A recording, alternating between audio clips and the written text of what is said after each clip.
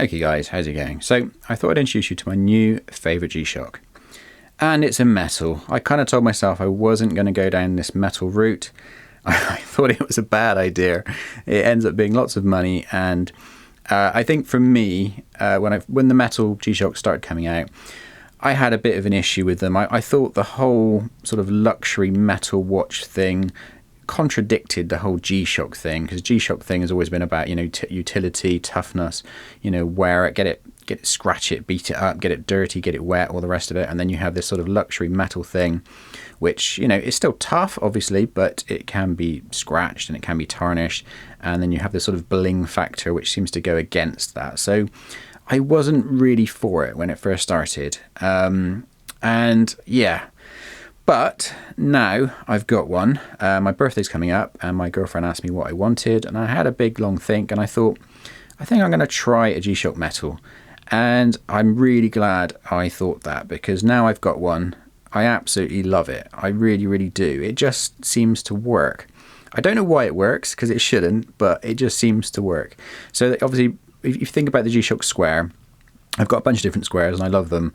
They've been making the same shape since the 80 whatever it was, since for decades they've been making this shape. So there's obviously something right about this size and form that just kind of works. So to then wrap it in metal and give it more sort of weight and more presence is, again, like I said, it seems odd, but for some reason it just seems to work. It really does. 4 o'clock, something's beeping at me. And again, I'm a kind of a scruffy little Cornish lad who I tend to wear scruffy clothes most of the time. I don't wear suits. I'm not at all showy. I don't buy things for the look and then wear them to show off. I'm not a peacock, do you know what I mean? I'm a scruffy little oik that likes to be in wetsuits and on the beach more than anything else.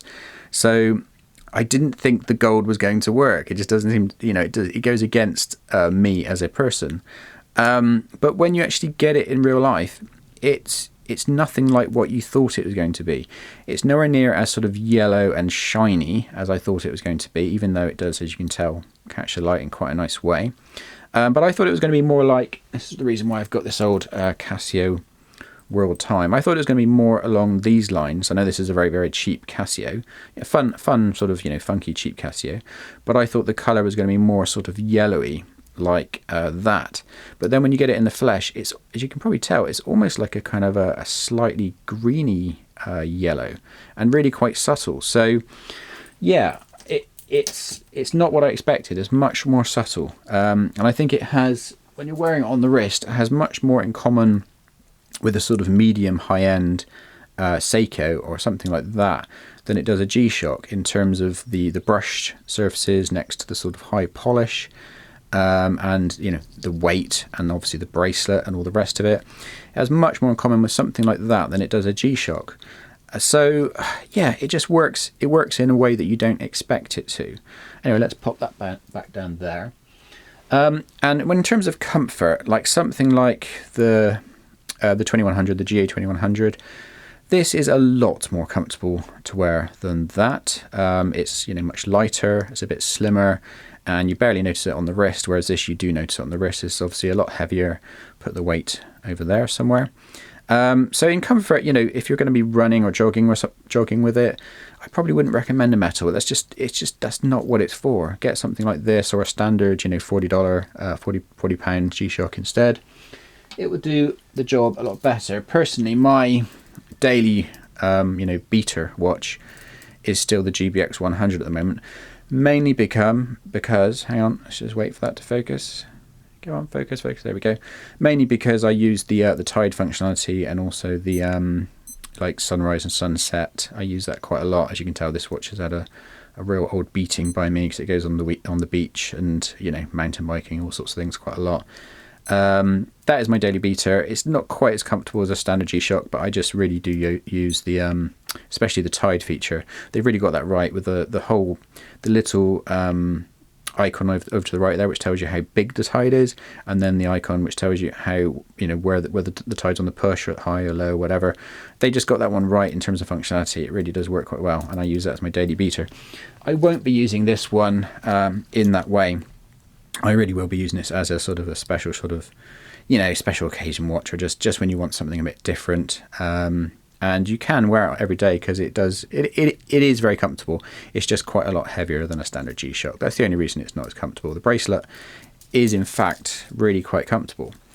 Anyways, what else can we say about it? So in terms of functionality, it basically functions exactly the same as the GW-B range.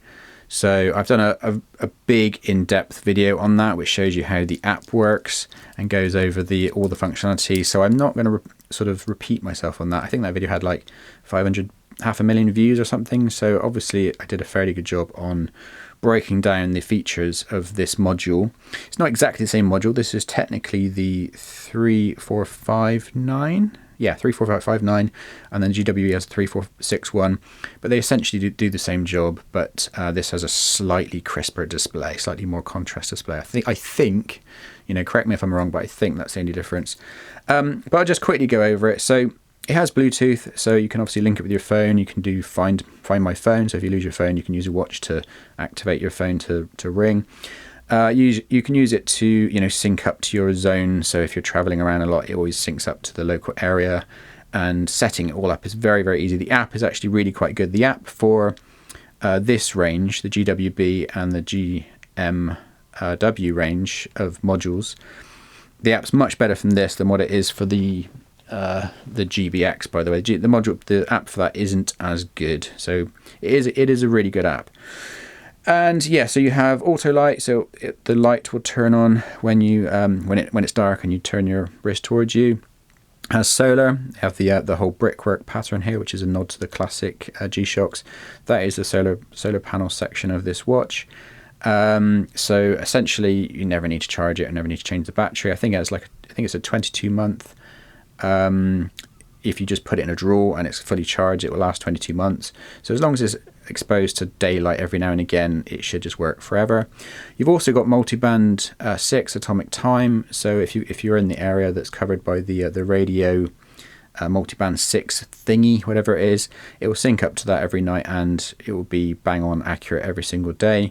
I think it's only really like Australia that's not covered by that. Most of Europe and America and everything is covered by the multiband, so works in most places around the world as far as I know. I'm no expert on that one. And so you can either use the multiband, or you can just use the Bluetooth through your phone and it will just sync to the time over your phone. So basically this watch is always going to be like within half a second of accurate, whether you use it with your phone or whether you use it with multiband, and it's all just kind of automatic and it just sort of does it. So it's just always incredibly accurate. Basically, that's all you need to know. It has a screw lockdown back, which personally I couldn't give two monkeys about. I know some people go on about that stuff as being like an important part of a watch design, that whether it's a screw down or a screw down or a little screw down. Screw case back. I don't really care, to be perfectly honest with you, but it has one of those if that's important to you. It is a little bit fiddly to resize the strap. I'll warn you now, you probably do need a watch specific tool. It's only like a couple of pound little tool, but it is slightly fiddly. It's quite easy to get it wrong and have the little things ping off across the room, the little springs. But it's just you've only got to do it once, and then the watch is always just going to be slip it on and it works nice and comfortable, so you don't have to fiddle around finding your space. I mean, if you do go in the ocean quite a lot, there's something to be said for a standard strap is slightly better, because if you want to wear this over your wetsuit, you'd have to readjust it, which is a giant pain in the ass. You've got mini adjustments here, 4 of them. So it's not, incredibly difficult, but I don't think that would be enough to cover wetsuit use. I know that's a bit of a niche thing, but I get in the ocean quite a lot, so it's the sort of thing I think about. So a standard watch strap probably would be better for you. I know you can get special diver extensions for watch straps for people that do use divers and dive watches for their intended purpose quite a lot. But for me, like I said, I won't be wearing this in the sea, so it's not a big deal. But yeah, I'll include lots of sort of daylight shots and like in different lighting situations, because I think that's what I found when I was trying to decide on which metal to go for. It's really difficult to tell on this particular model how gold it is. And don't get me wrong, it looks like a gold watch, but it's not quite as blingy and as shiny as what you think it is when you see the photos of it on the G-Shock site and things like that, it is slightly more subtle than that. So I'll try to include a bunch of different shots in different lighting conditions, daylight and all the rest of it, just to give you some idea what it looks like. But yeah, anyway, in terms of the other G-Shocks that are available, you have the titanium range, which to me is just too much money. If you're ridiculously rich and you don't mind spending £1,400 or $1,500 or whatever it is on a watch, then by all means go for one of those. That for me is kind of crazy money. This to me is the sort of top end that I would ever spend on a watch, which is around about the sort of £500 mark. Yeah, don't buy these for retail, by the way. You can get them for quite a lot less in the States and in the UK and Europe and everything. You don't need to pay the prices that are on the G-Shock site, because you can get them for normally about a quarter or a third less if you're lucky. This one is still available at the moment. So again, yeah, this is the GMW-B5000GD-9ER. This one is still available right now from the main G-Shock suppliers. The previous one which is the gold one without the negative display, standard display, I wanted negative, by the way, so I'm glad that I got this one. That one is no longer available. There's one titanium, no, there's two titaniums available. No, sorry, there's three titaniums available right now, but a couple of the other metals of the patinaed one, and there's quite a few that are no longer available, and some of those are... They shot up in price like crazy to begin with when they first discontinued them.